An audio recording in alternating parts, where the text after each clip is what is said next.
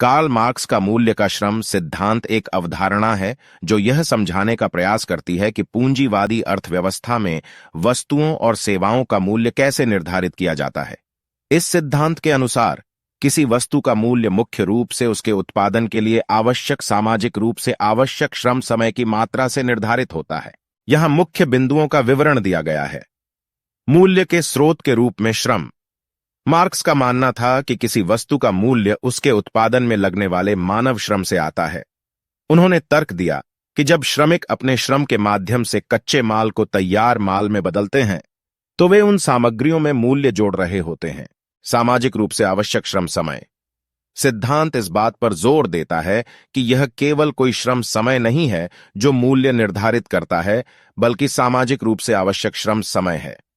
इसका तात्पर्य कुशल और कुशल श्रमिकों द्वारा समाज में उपलब्ध प्रचलित तकनीकों और उपकरणों का उपयोग करके किसी विशेष वस्तु का उत्पादन करने में लगने वाले औसत समय से है।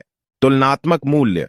मूल्य का श्रम सिद्धांत बताता है कि वस्तुओं की तुलना और विनिमय उनके उत्पादन में निवेश किए गए सामाजिक रूप से आवश्यक श्रम समय की मात्रा के आधार पर किया जा सकता है।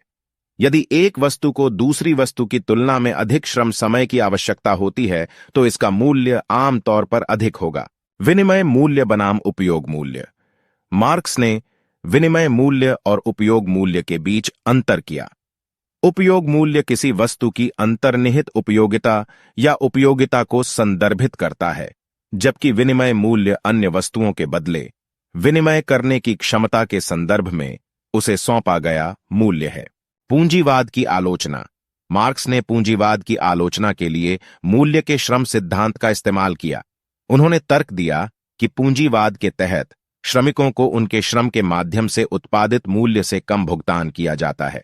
यह अंतर, जिसे अधिशेष मूल्य के रूप में जाना जाता है, पूंजीवादी लाभ का आधार है। मार्क्स ने इसे श्रम के शोषण के रूप में देखा। परिवर्तन की समस्या। मूल्य के श्रम सिद्धांत की एक आलोचना परिवर्तन समस्या है जो यह समझाने में कठिनाइयों को संदर्भित करती है कि एक जटिल पूंजीवादी अर्थव्यवस्था में श्रम मूल्य बाजार की कीमतों में कैसे परिवर्तित होते हैं। यह ध्यान रखना महत्वपूर्ण है कि जबकि मूल्य का श्रम सिद्धांत मार्क्स के आर्थिक विचार में एक केंद्रीय अवधारणा है, यह बहस और आलोचना का विषय रहा है। नए सिद्धांतों के साथ आएं और हमें सुझाव दें। गरीबों को खाना खिलाने में हमारी मदद करने के लिए सदस्यता भी लें। धन्यवाद।